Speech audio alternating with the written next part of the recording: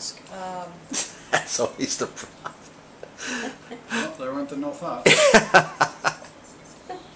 Well, you mentioned Sarah Jeannie coming back and not having any thoughts. Are you just saying not replaying the memories of the Vegas experience? Oh, in the yeah, head? nothing. You enter into the moment, fully into the moment. So yeah, when you had an experience, I mean, the next day, you can't even tell if it was a month ago, a year ago, or ever happened. I mean, it's like, it's really hard to explain to people what it is to really be fully in the moment, because you're not processing old memories, you're not processing, not even, 15 minutes before. It's just not there any longer. So you're not going back and trying to rehash things ever. It just doesn't happen. Yeah, it doesn't mean that one can't think.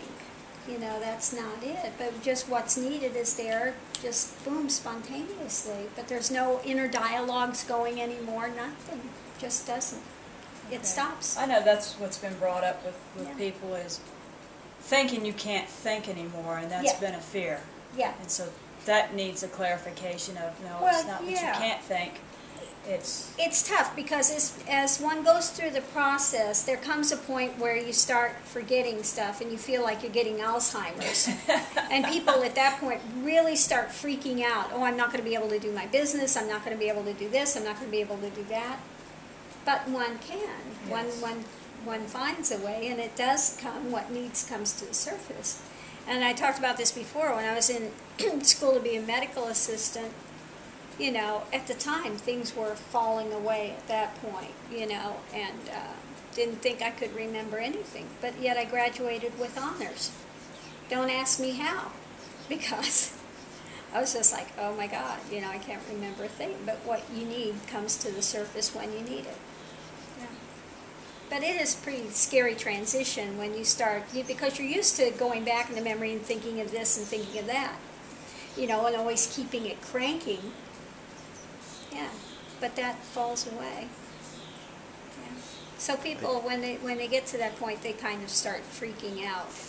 I'm not going to be able to think. I'm not going to be able to take care of my family. I'm not going to be able to have my job. And, this is not me. This is not feeling normal anymore, Yeah. the But dumbing down, as you explained to me earlier when I was having the serious cognitive dissonance, and Mm-hmm. you had made a post, and you had made another post to explain logically a scenario. I couldn't make heads or tails of it. I couldn't make sense of it, because it wasn't that I couldn't think. Right. It was I just couldn't make sense of. Right. But And it's deeper fine. down, I Yeah. knew that there was no need to. No, I'm there's beyond that. no need to. Yeah. So, it's like- but when one's going through that transition, it's a tough point to be, because your world, everything is starting to change, and it feels like things are starting to fall apart, and Right. it's I don't have a handle and grasp on this anymore. Right. But that's it. That's part of the thing of surrender, and that we never have had control anyway, really, in the end. Well, What is there to control? Nature does what nature does. One doesn't need to try to control everything, and it's fine. When we let go of controlling, we find out there was no need to. Well, certainly for us as pilots, Oh, yes. letting go of control is a challenging prospect. Yeah, of course. But you're saying, not a problem, it'll work. It'll work. It'll work. It'll work. Yeah. A lot of Doesn't our- mean you're not going to know how to fly anymore. It'll just be like second nature. Like a bird flies, a bird doesn't need to say, I need to be in control of the wings. It just happens, and it's for them, it's natural. Right. Once you learn it, like riding a bike. You get on a bike at first time, and it's tough, and trying to remember, I need to keep my balance and stuff. But once you learn to ride a bike, you just get on and you just go, and it's natural. Well, our real concerns are not actually fear of losing the ability to physically control the machine, Mm-hmm. but rather dealing with federal bureaucracy dealing Procedures. with flight checks, Uh-huh.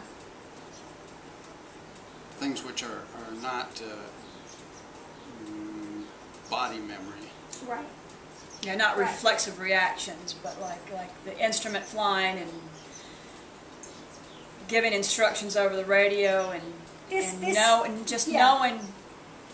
That stuff will come back. Okay. It'll come back. Because I know how brain Yeah. dead I have been on the ground, Yeah.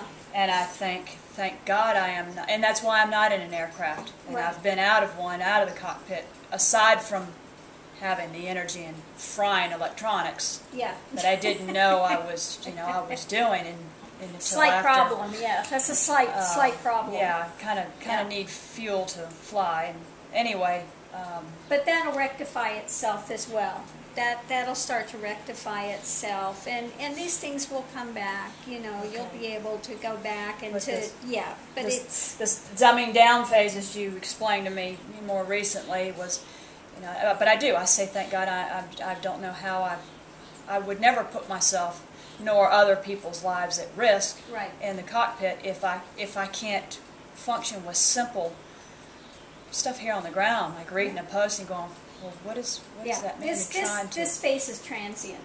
That's the good news. That's transient. And when it comes back into form, you'll be very sharp as a tack. Yeah.